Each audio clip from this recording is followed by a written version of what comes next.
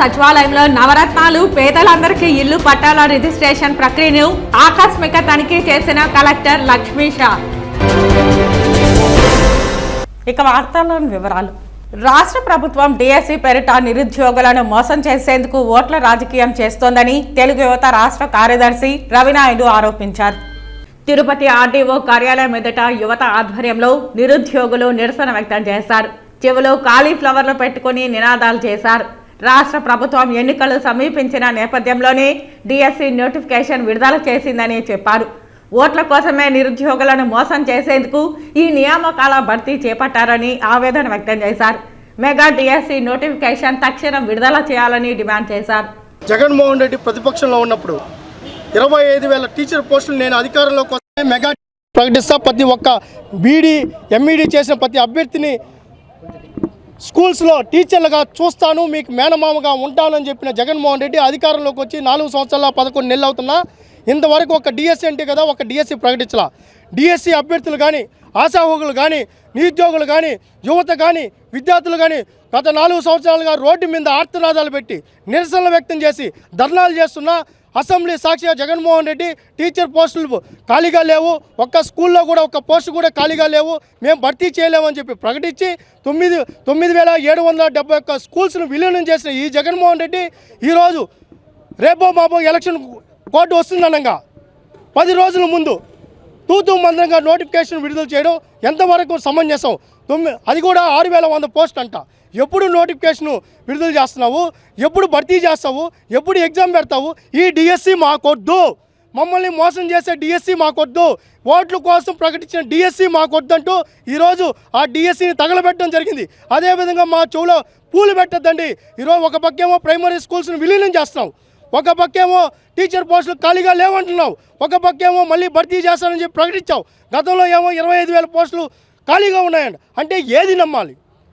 ఎందుకు మమ్మల్ని ఉరితాళ్ళతో ఈరోజు చంపాలని చూస్తున్నాం? మేము అభ్యర్థులుగా, ఆశావకులుగా, నిరుద్యోగులుగా ఈ డిఎస్సిని మేము వ్యతిరేకిస్తున్నాం, తగలబెడతాం. చంద్రబాబు నాయుడు గారు ముఖ్యమంత్రి అవుతారు, 50,000 పోస్టులు డిఎస్సిని వెంటనే తొందరలోనే భర్తీ చేసే విధంగా ప్రకటన ఉంటుందని చెప్పి మేము తెలియజేసుకుంటూ నిరుద్యోగులందరూ కూడా తెలుగుదేశం పార్టీకి, జనసేన పార్టీకి మద్దతు తెలపడానికి సిద్ధంగా ఉన్నామని చెప్పి ఇక్కడి నుంచి తెలియజేస్తాం. పోలీసులే గంజాయిని విక్రయిస్తుండడం బాధాకరమని, ఏపీని గంజాయి రాష్ట్రంగా మార్చిన ఘనత సీఎంకే చెల్లుతుందని తిరుపతి మాజీ ఎమ్మెల్యే సుగుణమ్మ మండిపడ్డారు.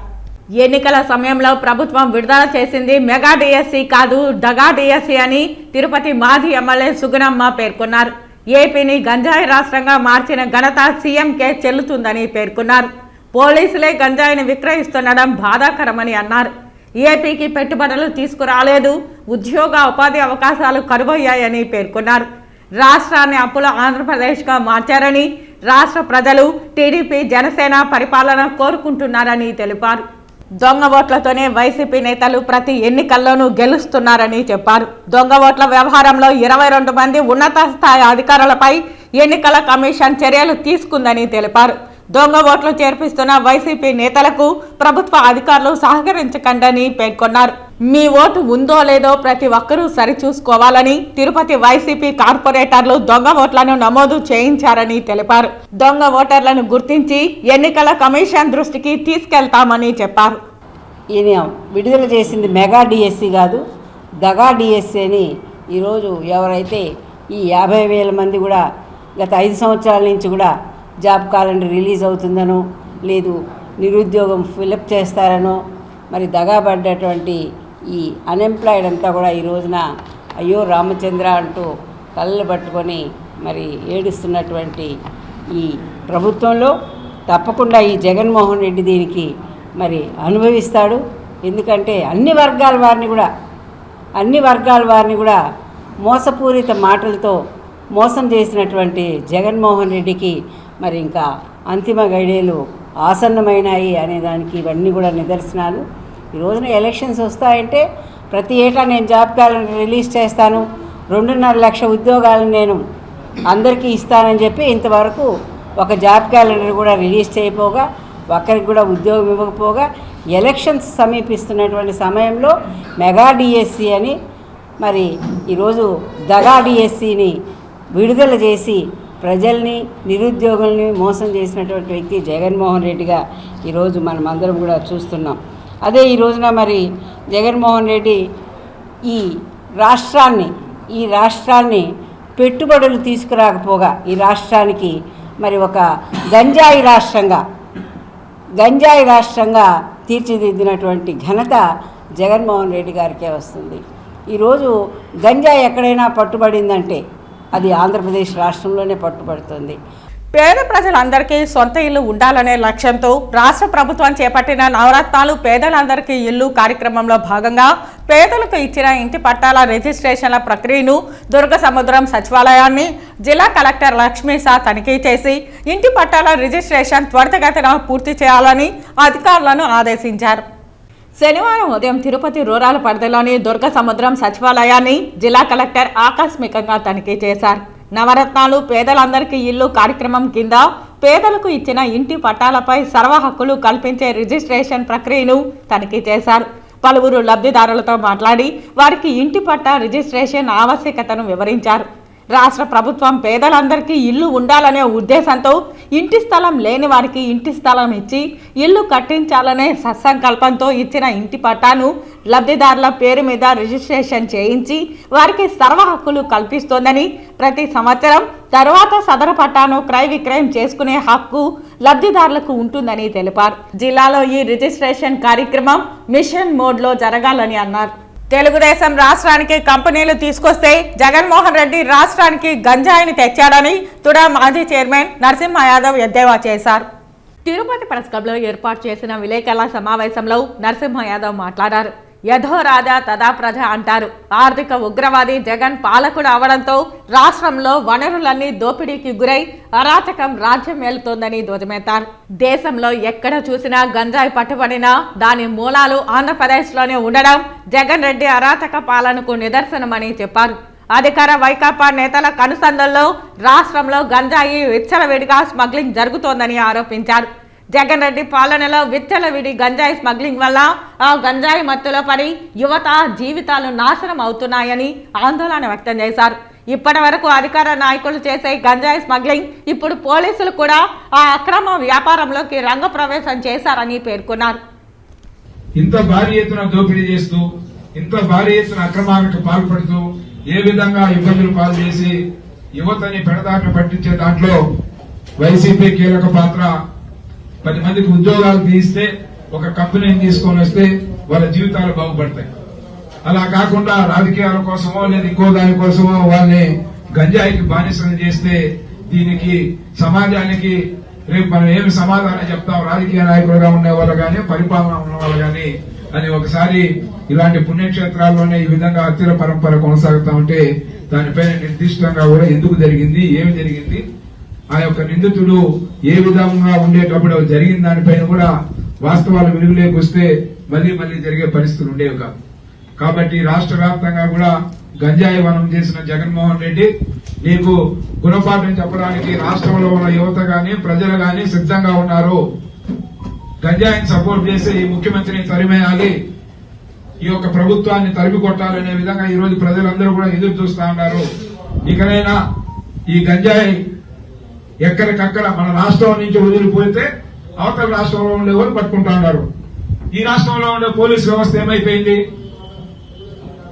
కాబట్టి పోలీసులకు ఇంతకుముందు సోషల్ మీడియాలో చూసిన కానిస్టేబుల్ మాట్లాడుతున్నారు, ముఖ్యమంత్రి మాకు ఏదైనా అన్యాయం జరిగినా, అక్రమం జరిగినా, ఏదైనా దుర్ఘటన, ఏదైనా ఘటన జరిగినా, హత్యలు జరిగినా చూసి చూడనట్టు పో అని చెప్పారు మాకు. కానీ ఇది మంచి పద్ధతి కాదని ఆ పోలీస్ కానిస్టేబుల్ చెప్పినట్టు సోషల్ మీడియాలో ఇప్పుడు రన్ అవుతాను. కాబట్టి ఈ రాష్ట్ర ప్రభుత్వానికి గుణపాఠం చెప్పడానికి ప్రజలంతా సిద్ధంగా ఉన్నారు. ఎల్లవేళలా అందరినీ ఒకే నినాదంతో మోసం చేయలేవు జగన్మోహన్ రెడ్డి. కాబట్టి జగన్మోహన్ రెడ్డికి రాబోయే రోజులు ప్రజలందరూ గుణపాఠం చెప్తారని కూడా తెలియజేస్తాను. తిరుపతి మున్సిపల్ కార్పొరేషన్ పరిధిలోని 9, 33వ వార్డులలో శనివారం ఉదయం 5 గంటల నుండి మాస్టర్ పాయింట్ల వద్ద పారిశుద్ధ్య కార్మికుల అటెండెన్స్ వివరాలను తిరుపతి నగరపాలక సంస్థ కమిషనర్ అతిథి సింగ్ పరిశీలించారు. తిరుపతి మున్సిపల్ కార్పొరేషన్ పరిధిలో శనివారం ఉదయం 5 గంటల నుండి నగరంలోని 9, 33వ వార్డుల మాస్టర్ పాయింట్ల వద్ద హాజరు పట్టికను కమిషనర్ పరిశీలించారు. అదేవిధంగా రైల్వే స్టేషన్ ఏరియా, బండ్ల వీధిలో పరిశీలిస్తూ చెత్తను సేకరించే ప్రదేశాల్లోనూ ఓపెన్ కాలువల వద్ద బ్లీచింగ్ చల్లుతూ ఉండాలని ఆదేశాలు జారీ చేశారు. గ్రూప్ థియేటర్ ఏరియా, బస్టాండ్ ఏరియాల్లో ప్రవహిస్తున్న పెద్ద కాలువను శుభ్రపరిచేందుకు ఇంజనీరింగ్ సిబ్బందితో కలిసి పారిశుద్ధ్య సిబ్బంది తగు చర్యలు చేపట్టాలని సూచించారు. ఆర్టీసీ బస్టాండ్లో ఉన్న పింక్ టాయిలెట్స్ను పరిశీలిస్తూ నిత్యం పరిశుభ్రంగా ఉండేలా పర్యవేక్షణ ఉండాలన్నారు. అక్కారం పల్లె వద్ద ఉన్న చెత్త సేకరణ శుద్ధి చేయి ప్లాంట్ను పరిశీలిస్తూ పూర్తి స్థాయిలో తడి, పొడి చెత్తలను వేరు చేసి తూకివాకం ప్లాంట్కి తరలించాలని కమిషనర్ అతిథి సింగ్ సూచించారు. వినాయక సాగర్ను పరిశీలిస్తున్నప్పుడు అక్కడున్న కొంతమంది వాకర్స్ వచ్చి టాయిలెట్స్ ఏర్పాటు చేయించాలని, ముఖ్యంగా త్రాగునీరు ఏర్పాటు చేయించండి అని కమిషనర్కు తెలియజేయగా త్వరలో ఏర్పాటు చేయిస్తామని కమిషనర్ అతిథి సింగ్ చెప్పారు. ఈ సందర్భంగా పారిశుద్ధ్య సిబ్బందితో మాట్లాడుతూ తిరుపతి నగరంలో పారిశుద్ధ్య నిర్వహణ చక్కగా ఉండాలని, అవసరమైన వాహనాలు, సదుపాయాలు కల్పిస్తామని, ఎక్కడా కానీ నిర్లక్ష్యం వహించరాదని తిరుపతి నగరపాలక సంస్థ కమిషనర్ అతిథి సింగ్ తెలిపారు. కమిషనర్ వెంట హెల్త్ ఆఫీసర్ డాక్టర్ యువ అన్వేష్ రెడ్డి, శానిటరీ సూపర్వైజర్ సుమతి తదితరులు పాల్గొన్నారు. గోవిందనామ సంకీర్తనలతో తిరుపతి నగరం మారుమ్రోగింది. ప్రతి శనివారం స్థానిక రాయలసీమ రంగస్థలి కళాకారులు, స్థానిక భక్తులు గోవిందనామ సంకీర్తన చేస్తూ మాడవీధుల్లో సంచరిస్తూ భక్తి భావాన్ని పెంచారు. ఆధ్యాత్మిక నగరమైన తిరుపతిలో అడుగడుగున భక్తిభావం కనబడుతుంది. నిత్య గోవిందనామ స్మరణ వినిపిస్తుంది.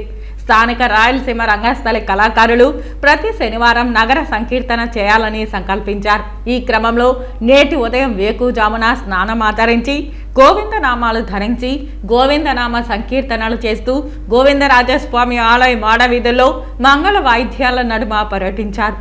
ఈ సందర్భంగా రాయలసీమ రంగస్థలి చైర్మన్ గుండాల గోపీనాథ్ రెడ్డి మాట్లాడుతూ ఎంతో పవిత్రమైన తిరుపతిలో భగవంతుని సంకీర్తన చేయడం లేదా భజన చేయడం ఎంతో పుణ్యాన్ని ఇస్తుందని అన్నారు. తిరుపతి లాంటి పుణ్యక్షేత్రంలో పుట్టడం లేదా జీవించడం ఎన్నో జన్మల పుణ్యఫలమని పేర్కొన్నారు. ఈ కార్యక్రమంలో రాయలసీమ రంగస్థలం కళాకారులు కెఎన్ రాజా, జయరెడ్డి, సుబ్రహ్మణ్యం రెడ్డి, వీరాచారి, తిరుపాలాచారి, ఆమూరి సుబ్రహ్మణ్యం, నరసింహారెడ్డి, శాంబోలు హరిణ, చెంగారెడ్డి, వెంకటరామయ్య, ధనంజయ రెడ్డి, కళాకారులు, భక్తులు తదితరులు పాల్గొన్నారు. ప్రతి శనివారము తెల్లవారుజామున నగర సంకీర్తనలో భాగంగా ఈరోజు కూడా వేకువజామునే లేచి నగర సంకీర్తన ప్రారంభించి గోవిందరాజస్వామి 4 మాడవీధుల్లో నామ సంకీర్తనలతో ఈ కార్యక్రమాన్ని విజయవంతంగా గుండాల గోపీనాథ్ రెడ్డి గారి ఆధ్వర్యంలో జరుగుతుంది. ప్రతి వారము నగర సంకీర్తన జరుగుతుంది. దీని విశిష్టత ఏమంటే పూర్వం నుంచి మా పెద్దవాళ్ళు, మా పూర్వీకులు కూడా, మన పూర్వీకులు కూడా అందరూ కూడా ఉదయాన్నే ప్రాతకాల మందు నిద్రలేసి స్నానకృతులు తీసుకొని రెడీ అయ్యి ఉదయం వచ్చి తిరుమాడ వీధులు, గోవిందరాజ స్వామి తిరుమాడ వీధులు మేము భజన చేస్తున్నాము. దీనివల్ల ఎనర్జీ కూడా వస్తుంది. అందరూ కూడా దీనిలో పాల్గొంటే మీకు కూడా మంచిదే. పేద ప్రజలందరికీ సొంత ఇల్లు ఉండాలనే లక్ష్యంతో రాష్ట్ర ప్రభుత్వం ప్రతిష్టాత్మకంగా చేపట్టిన నవరత్నాలు పేదలందరికీ ఇల్లు కార్యక్రమంలో భాగంగా కొత్తపల్లి లేఅవుట్ నందు జరుగుతున్న ఇళ్ల నిర్మాణాలను జిల్లా కలెక్టర్ లక్ష్మీ షా తనిఖీ చేశారు.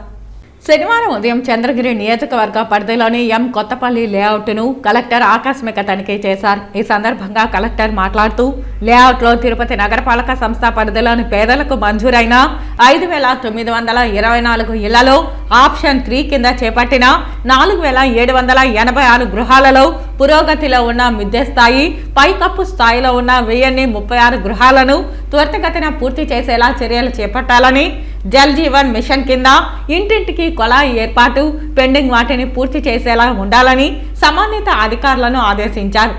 అవసరమైన లబ్ధిదారులకు పొదుపు సంఘాల నుండి రుణాలు అందేలా సమన్వయం చేయాలని సూచించారు. పేదలందరికీ ఇల్లు కార్యక్రమంలో ఇల్లు మంజూరైన లబ్ధిదారులు వారి ఇంటి వద్ద జియో ట్యాగింగ్ ఫోటో దిగి యాప్లో అనుసంధానమయ్యేలా సంబంధిత పంచాయతీ అధికారులు, వాలంటీర్ల ద్వారా మొబిలైజ్ చేయాలని, ఇంటి పట్టాల రిజిస్ట్రేషన్ త్వరితగతిన పూర్తయ్యేలా చూడాలని ఆదేశించారు. లేఅవుట్లలోని సిమెంట్, ఇటుకల యూనిట్, కంకర యూనిట్లను పరిశీలించారు. ఇంజనీరింగ్ అసిస్టెంట్లు, సంబంధిత సచివాలయ సిబ్బంది పూర్తి స్థాయిలో బాధ్యతగా ఈ కార్యక్రమ పురోగతిలో భాగస్వాములు కావాలని ఆదేశించారు.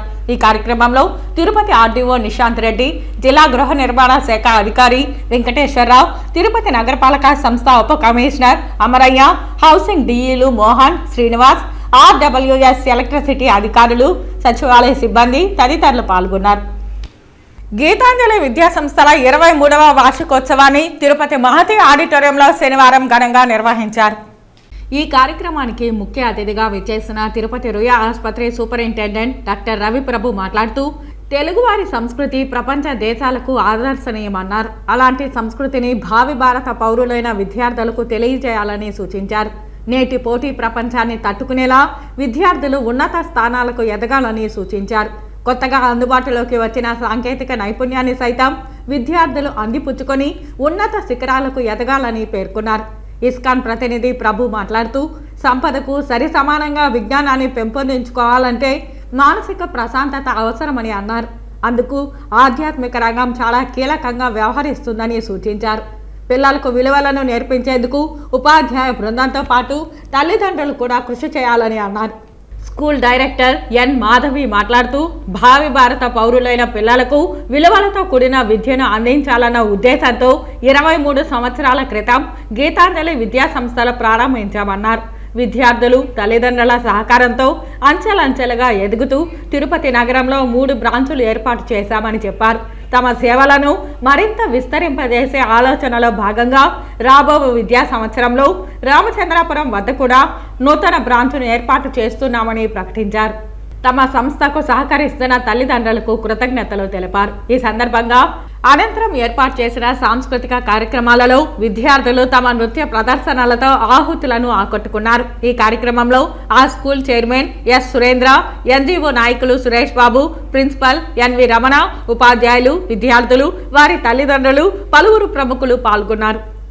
తమిళనాడు మంత్రి హిందుత్వంపై చేసిన వ్యాఖ్యలు దురదృష్టకరమని, ప్రజాస్వామ్య విలువల పరిరక్షణకు ప్రతి ఒక్కరూ పాటుపడాలని బీజేపీ మాజీ ఎమ్మెల్సీ సుధాకర్ రెడ్డి పేర్కొన్నారు. దక్షిణాది రాష్ట్రాలు పన్నులు ఎక్కువగా చెల్లిస్తున్నాయని, దేశం మొత్తం ఒక్కటిగా ఉంటాయని పేర్కొన్నారు. రాజ్యాంగానికి విరుద్ధంగా మాట్లాడడం అర్ధరహితమని తెలిపారు. విభజించే విధానాన్ని మేము ఖండిస్తున్నామని, ప్రజలకు తక్షణం క్షమాపణ చెప్పాలని డిమాండ్ చేశారు. రాహుల్ గాంధీ పాదయాత్ర చేస్తుంటే ఎంపీ ఇలా చెప్పడం హాస్యాస్పదంగా ఉందని చెప్పారు. చైనా, పాకిస్తాన్ దురాక్రమణకు అడ్డుకట్ట వేస్తూ దేశాన్ని మోదీ గొప్పగా నిలిపాడని తెలిపారు. తమిళనాడు మంత్రి హిందుత్వంపై చేసిన వ్యాఖ్యలు దురదృష్టకరమని తెలిపారు. ప్రజాస్వామ్య విలువలు పరిరక్షణకు ప్రతి ఒక్కరూ పాటుపడాలని సూచించారు. ముఖ్యంగా దక్షిణాది రాష్ట్రాలు ట్యాక్సెస్ ఎక్కువ కడుతున్నాం, ఉత్తరాది రాష్ట్రాల్లో ఖర్చు పెడుతున్నారు. అది చివరికి మరొక దేశంగా మారే పరిస్థితి, సెపరేట్ కంట్రీగా ఆ డిమాండ్లు వస్తాయని చెప్పి ఆయన ఒక అర్థం లేని, పర్థం లేని, ఆధారం లేని ఒక పొలిటికల్ స్టేట్మెంటు మరి ఇచ్చినటువంటి సందర్భం. దాన్ని సమర్థిస్తూ కర్ణాటక ముఖ్యమంత్రి గారు, ఉప ముఖ్యమంత్రి గారు మాట్లాడిన తీరు కూడా చాలా సిగ్గుచేటు. భారతదేశం మొత్తం కాశ్మీర్ నుంచి కన్యాకుమారి వరకు కూడా ఒక సమగ్ర భారతావనిగా, ఐక్యత చిహ్నంగా వారు ఎంపీగా ప్రమాణం స్వీకారం చేసినప్పుడు భారతదేశం యొక్క ఐక్యతని, సమగ్రతని, సార్వభౌమత్వాన్ని పరిరక్షిస్తామని చెప్పి ఒక పార్లమెంట్ సభ్యుడిగా పదవీ బాధ్యతలు తీసుకునేటప్పుడు చేసిన ప్రమాణానికి విరుద్ధంగా, రాజ్యాంగానికి విరుద్ధంగా ఇచ్చి రాజకీయ దురుద్దేశంతో వారి యొక్క సంకుచిత ధోరణితో, నేరో మైండెడ్నెస్తో వారు చేసిన విధానం చాలా అర్ధరహితంగా ఉంది, జుగుప్సాకరంగా కూడా ఉంది. కాబట్టే మళ్ళీ దాని తర్వాత కూడా వాళ్ళు సమర్థించుకున్న తీరు చాలా సిగ్గుచేటు. దాన్ని పూర్తిగా ఖండిస్తూ ఆ డివిజివ్ మెంటాలిటీ, అంటే డివైడ్ అండ్ రూల్, బ్రిటిష్ మనస్తత్వం, మానసికత ఇంకా మరి వారి యొక్క మాటల్లో ఏదన్నా కర్ణాటకకి రావాల్సినటువంటి వారి కాన్స్టిట్యున్సీకి రావాలి, ఏదైనా కార్యక్రమం అంటే మాట్లాడవచ్చు ఒక పార్లమెంట్ సభ్యుడిగా. నిధులు ఎక్కువ కావాలని అడగవచ్చు. కానీ ఎంటైర్ అసలు ఆధారం లేనటువంటి మాటలు మాట్లాడి ఒక సెపరేట్ దక్షిణ భారతదేశం మేమంతా ఇదైపోవాల్సి వస్తుందనే పరిస్థితి అంటే చాలా తీవ్రంగా ఖండిస్తున్నాం. గూడూరు, నాయుడుపేట, సూలూరుపేటలో శనివారం కాంగ్రెస్ పార్టీ ఆధ్వర్యంలో తిరుపతి రాజధాని కోసం కేంద్ర మాజీ మంత్రి డాక్టర్ చింతామోహన్ నాయకత్వంలో ఆందోళన కార్యక్రమం చేపట్టారు. తిరుపతి రాజధాని నగరం కావాలని ఆంధ్రప్రదేశ్ రాష్ట్రంలో అందరికీ ఆమోదయోగ్యమైనటువంటి ప్రాంతం తిరుపతి. ఎందుకు తిరుపతి చేయాలి? తిరుపతిలో 1,00,000 ఎకరాల ప్రభుత్వ భూములు ఖాళీగా ఉన్నాయి.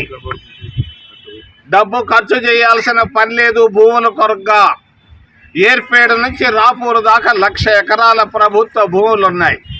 బంజారా హిల్స్, మరి జూబిలీ హిల్స్ లాగా మరి అక్కడ కొండలు ఉన్నాయి. వెంకటగిరి కొండలు, రాపూర్ కొండలు హాయిగా ఉన్నాయి. మరి వాతావరణం చాలా బాగుంటుంది. తిరుపతి వాతావరణం, మంచినీళ్ళు అక్కడ ఉన్నాయి. జలాశయంలో మంచినీళ్ళు ఉన్నాయి. మరి సోమశిల, కండలేరులో మంచినీళ్ళు ఉన్నాయి. ప్రక్కనే అంతర్జాతీయ విమానాశ్రయం ఉంది. రేణిగుంటలో 7 జాతీయ రహదారులు ఉన్నాయి. 7 విశ్వవిద్యాలయాలు ఉన్నాయి. 100ల కొద్ది కాలేజీలు ఉన్నాయి. మంచి హాస్పిటళ్ళు ఉన్నాయి. పలనాడు వాళ్ళైనా, ఉత్తరాంధ్ర వాళ్ళైనా, రాయలసీమ వాళ్ళైనా, కోస్తా ఆంధ్ర వాళ్ళైనా తిరుపతికి ఆమోద ముద్ర వేస్తారు. 70 సంవత్సరాల నాడు జరిగినటువంటి పొరపాటు వల్ల ఇన్ని రాష్ట్ర విభజన ఈరోజు జరిగింది. అదే తిరుపతిలో ఉంటే రాజధాని నగరం ఈరోజు హైదరాబాదు మనం పోంగొట్టుకునే ఉండేవాళ్ళం కాదు. మరి ఎన్జి రంగా గారు వారు చెప్పినటువంటి ఆలోచన ప్రకారంగా తిరుపతి మంచిదని అందరూ ప్రజలు భావిస్తున్నారు. దీనిపైన ప్రజా బ్యాలెట్ను మేము తీసుకొస్తాం. అన్ని ప్రాంతాలకు వెళ్ళి తిరుపతి ఆమోదమా కాదా అని తెలుసుకుంటాం. మరి అంతేకాదు, ఆ రోజు చెప్పాడు 300 సంవత్సరాల నాడు బ్రహ్మయ్య గారు చెప్పారు తిరుపతి రాజధాని నగరం అవుతుందని. ఈరోజు పరిస్థితులు ఆ విధంగా కనిపిస్తున్నాయి. నేను అడుగుతున్నాను ముక్కు సూటిగా చంద్రబాబుని, నీకు తుళ్ళూరు కావాలా, తిరుపతి కావాలా? రా, నీకు బయటపడు. మరి నేను జగన్ అడుగుతున్నాను, నీకు వైజాగ్ కావాలా, తిరుపతి కావాలా? చెప్పు, నీకు ఏది ఇష్టమో అది చెప్పమని చెప్పి తెలియజేస్తున్నా. మీకు రండి, ప్రజా కోర్టులోకి వెళదాం, ఎవరు ఏం చెప్తారో విందాం.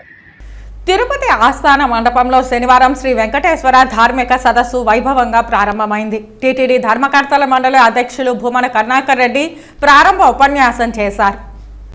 మఠాధిపతులు, పీఠాధిపతుల సలహాలు, సూచనలతో సనాతన హిందూ ధర్మ ప్రచారాన్ని మరింత గొప్పగా ప్రజల్లోకి తీసుకుని వెళ్లడానికి ధార్మిక సదస్సు నిర్వహించాలని నిర్ణయించినట్లు ఆయన తెలిపారు.